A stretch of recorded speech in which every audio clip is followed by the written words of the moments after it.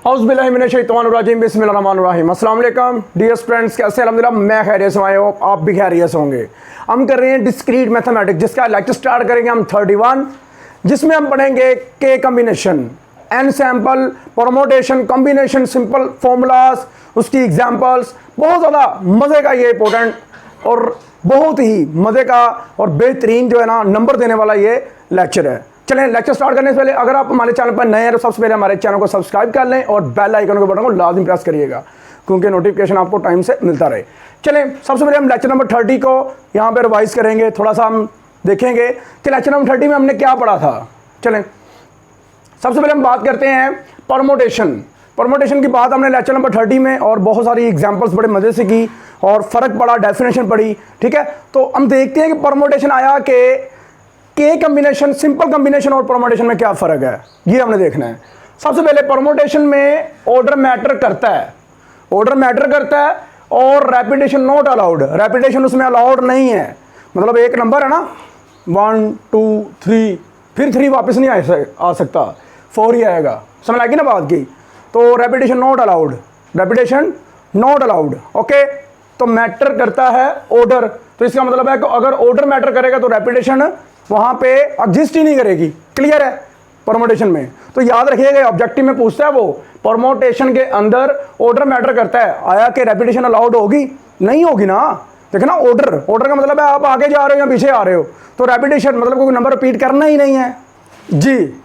अब देखो जरा, परमोटेशन का मतलब हो गया कि इसमें मैटर जो है ना करता है, ऑर्डर मैटर करता है, इसीलिए रेपिटेशन नॉट अलाउड है। ओके क्लियर है। चलो आगे चलो, दूसरे नंबर पे है के कम्बिनेशन। अब देखिए इसमें ऑर्डर मैटर नहीं करता, order does not matter, okay, order does not matter, आगे पीछे नंबर कर लो कोई मसला नहीं है। और लेकिन उसमें रेपिटेशन फिर भी अलाउड नहीं है, ये हमने पढ़ना है इसमें। देखें ऑर्डर मैटर नहीं करता के कम्बिनेशन में, लेकिन रेपिटेशन उसमें भी अलाउड नहीं है, समझ लगी बात की। मतलब आगे पीछे करके नंबर तो लिखे हैं आपने, लेकिन रेपिटेशन नहीं करनी है आपने। देखो फॉर एग्जांपल है 1 2 3, ये थी परमोटेशन की आपके पास एग्जांपल, ठीक है। अब देखो इसमें ऑर्डर मैटर करता है, रेपिटेशन भी नहीं आई, ठीक है, होगी ये परमोटेशन की। अब इसमें ऑर्डर मैटर नहीं करता, आप क्या करो देख लो, समझ लगी ना बात की। ऑर्डर मैटर नहीं करता लेकिन रेपिटेशन भी अलाउड नहीं है। ये मेरा मुल्क है, मैं करूंगा इसका फैसला, कौन है जो इसका फैसला करेगा, हम मैं इसके पासवां, हम करेंगे फैसला, समझ लगी है। इमरान खान रियाज साहब मुझे याद आ गए देखिए जरा आगे क्या करना है। दूसरे नंबर पे ये हो गया कि इसमें ऑर्डर मैटर नहीं करता लेकिन रेपिटेशन फिर भी अलाउ नहीं है, ओके। तीसरे नंबर पे मेरे पास है के सिलेक्शन। इसमें क्या है, order does not matter, order matter नहीं करता लेकिन रेपिटेशन अलाउड है। इसमें क्या है, रेपिटेशन अलाउड है, ओके हो गया। ये याद रखिएगा, 3 तरह के हमने केस पढ़े हैं, 3 तरह के केस, चौथा भी पढ़ेंगे जाके के सैंपल। तो इसमें ये याद रखिएगा के सिलेक्शन में ऑर्डर मैटर नहीं करता, ऑर्डर मैटर नहीं करता और रेपिटेशन भी अलाउ है, ओके। किसमें, के सिलेक्शन में। 3 तरह के केस हैं जी। देखो जरा, सबसे पहले हमने लेक्चर नंबर 30 में परमोटेशन का फॉर्मूला, एग्जांपल, ये वो फलां कचर मिचर सब कुछ कर लिया था, ठीक है। अब लेक्चर नंबर 31 है, लेक्चर नंबर 31 में हमने कम्बिनेशन का फॉर्मूला पढ़ना है, के कम्बिनेशन का, ओके। देखो जरा, एन कम्बिनेशन के इज इक्वल टू, इसे ऐसे भी लिख सकते हो, ऐसे भी लिख सकते हो। इसका फॉर्मूला क्या होगा, इसका फॉर्मूला होगा एन फिक्टोरियल ओवर के फिक्टोरियल इनटू एन माइनस के फिक्टोरियल। परमोटेशन के अंदर ये चीज निकाल दी जाए तो ये परमोटेशन बन जाती है। क्या बन जाती है, परमोटेशन। आगे जाके इन दोनों का रिलेशन भी चेक करेंगे, देखेंगे, ओके। ये होगी आपके पास फॉर्मूला, किसका फॉर्मूला होगा, बेसिकली कॉम्बिनेशन का, ठीक है। ये नोट उसके हो गई, क्लियर है। अच्छा जी, इसमें के और एन का आपस में क्या कॉम्बिनेशन होगा, के लेस देन होगा या इक्वल होगा, किसके, एन के। तो इसका मतलब है कि आप हमेशा इस तरह ही कॉम्बिनेशन निकाल सकते हो, ऊपर वाला नंबर बड़ा होगा, नीचे वाला छोटा होता है, अगर बराबर होगा फिर भी निकाल सकते हो।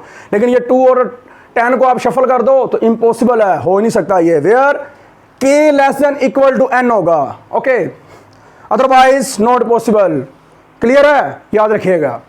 उसके बाद आपके पास एग्जांपल है कि एक सेट है आपके पास ए बी सी, 3 एलिमेंट्स हैं, आपने साइज लेना है 2 का, जो आपने कॉम्बिनेशन बनाने ना इसके, साइज उसका 2 का लेना है कॉम्बिनेशन का।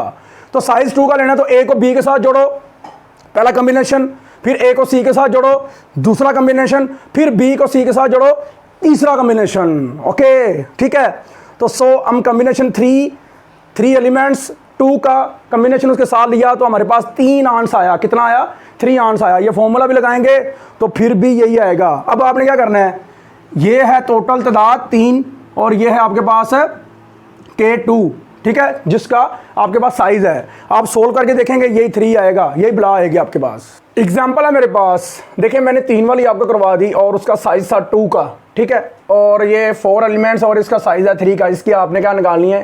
के कॉम्बिनेशन, ठीक है ना, इसके कॉम्बिनेशन आपने निकाल लेने हैं।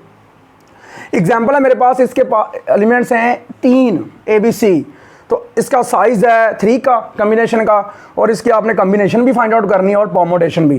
परमुटेशन जैसे कि आपको पता है लेक्चर नंबर हम 30 में बड़े अच्छे से डिस्कस कर चुके हैं, तो वो अच्छे से करिएगा, ठीक है। आगे एग्जाम्पल है आपके पास।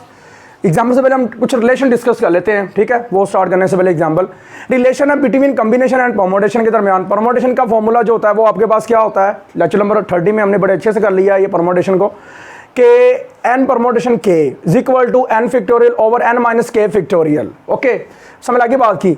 तो ये तो हो गया परमुटेशन का फॉर्मूला। अब कॉम्बिनेशन का फॉर्मूला क्या हमने पढ़ा अभी स्टार्ट पे, n देखें जरा यहाँ पे डिस्कस कर लेते हैं। n combination k is equal to n factorial over k factorial into n minus k factorial. Okay, ठीक हो गया।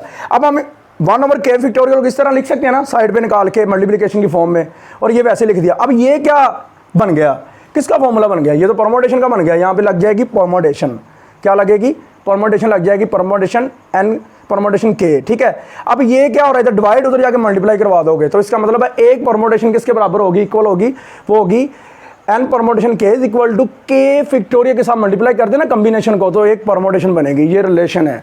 तो ये पेपर में रिलेशन ऑब्जेक्टिव में कई बार उसने पूछा होगा, कई बार, अनलिमिटेड टाइम।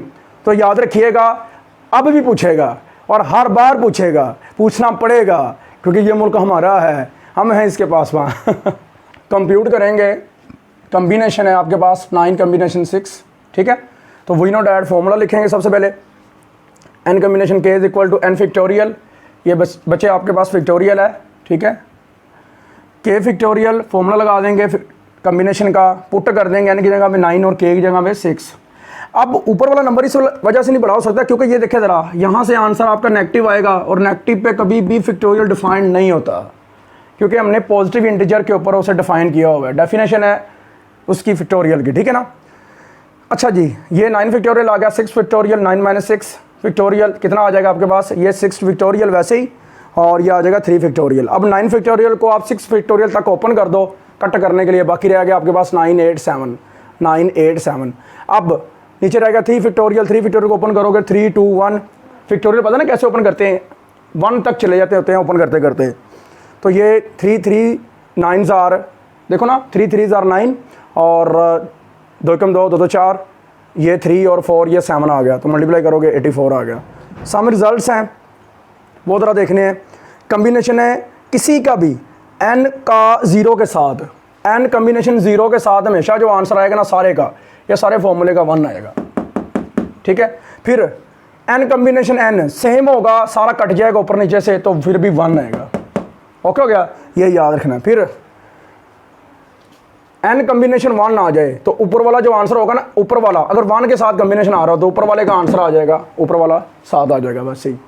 अगर आ जाए n कॉम्बिनेशन 2 तो उसका फॉर्मूला होगा, उसका आंसर आएगा n into n minus 1 divide by 2। Okay, फिर आ जाए अगर n combination k is equal to also n combination n minus k, इन दोनों को माइनस करके नीचे लिख दोगे तो आंसर दोनों के सेम आएंगे एट ए टाइम।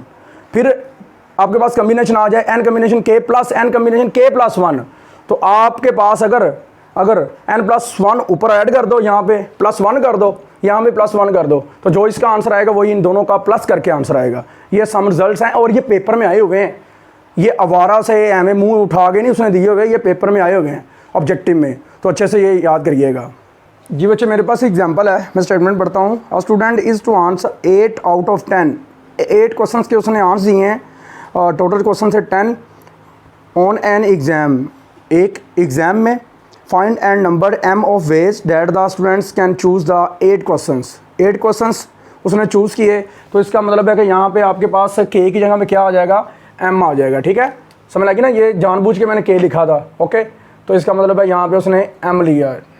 अब आप क्या करोगे, टोटल कम्बिनेशन जितने उसने दिए हुए हैं वो आप चूज़ करके इसका कम्बिनेशन निकालोगे ना कैलकुलेटर से, तो आएगा 45। ओके, क्या आएगा आपके पास, 45 आ जाएगा। उसके बाद दूसरा बी पार्ट देखते हैं।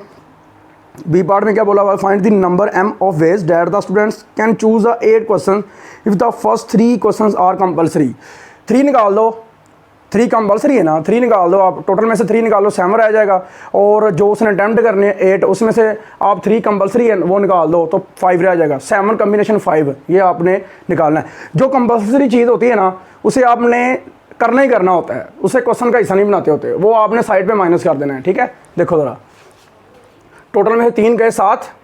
ठीक है, जो आपने क्वेश्चन सोल्व करने उसमें से 3 गए 5। ठीक है, तो कम्बिनेशन लोग ना 21 आ जाएगा। ओके हो गया, 3 कंपलसरी की वजह से ये हुआ काम। और ये k की जगह पे आपका क्या आ जाएगा, अब m आ जाएगा, यही याद रखिएगा। ठीक हो गया, क्लियर है। फिर हम ये एग्जांपल देखते हैं। एग्जांपल है मेरे पास के आपके पास, मैं स्टेटमेंट पढ़ लेता हूँ, ज़्यादा समय लगेगी। An examination paper consists of 5 questions in section A and 5 questions in section B. A total of questions must be answered 8. Okay हो गया, इसे सोल्व करते हैं हम। कम से कम आपने 4 क्वेश्चंस जो है ना सेलेक्ट करने हैं सेशन ए से, ज़्यादा से ज़्यादा 5 कर सकते हो क्योंकि उसमें 5 ही हैं और बी में भी 5 ही हैं। चले पढ़ते हैं, स्टेटमेंट समय लगेगी ज़्यादा। हाँ जी, in how many ways can a student select questions if he is to answer at least 4 question from section A. ठीक है, अब देखो ज़रा, सेशन ए से उसने क्या किया है, उसने सेशन ए से सेलेक्ट कर लिया 1 क्वेश्चन, तो देखो वो 4 क्वेश्चन जो है ना वो लेगा सेशन ए से कम से कम। ठीक है ना, फिर दोबारा देखो ज़रा, सेशन बी से कितने लेगा, सेशन ए से उसने 4 ले लिए हैं, 5 में से 4 ले लिए हैं।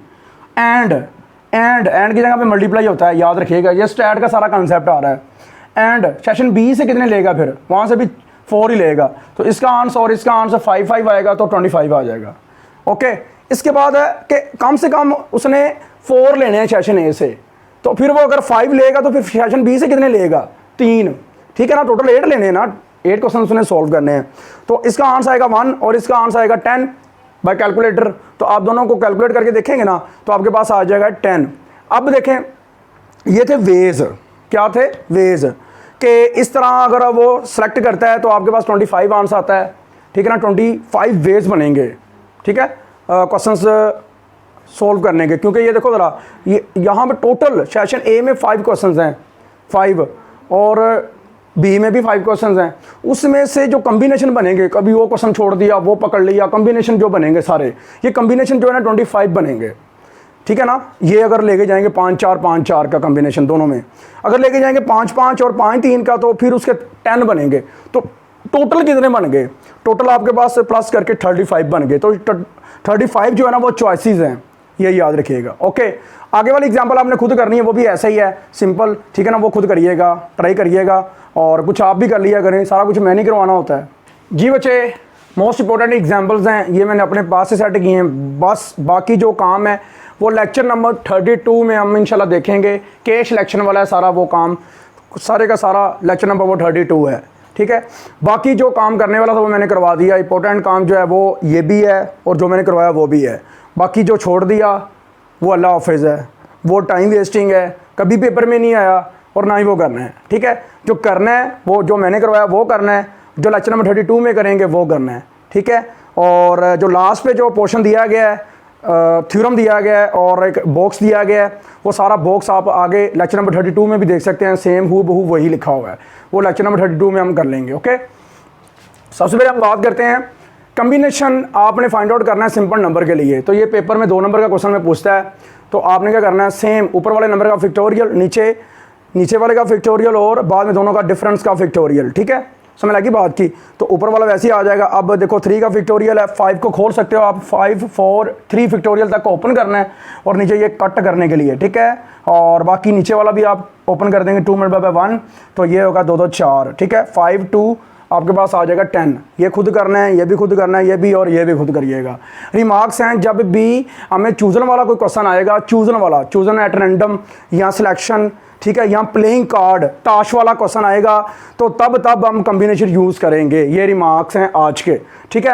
کب یوز کریں گے؟ جب چوزن, سلیکشن اور تاش کا کوشچن آئے گا, تب پلینگ کارڈ کا کوشچن آئے گا, تب ہم یوز کریں گے کمبینیشن. دعا میں یاد رکھیے گا. انشاءاللہ ملیں گے لیکچر نمبر 32 میں. اس میں ہم پڑھیں گے کے سلیکشن اور کے کمبینیشن کے بارے میں تھوڑا بہت ہم ذرا نا اس میں ڈفرینس پڑھیں گے کہ آیا کہ ڈفرینس کیا ہے. مجھے اور میری ٹیم کو اجازت دیجیے. دعا میں یاد رکھیے گا. اللہ آپ کا میرا حامی و ناصر ہو.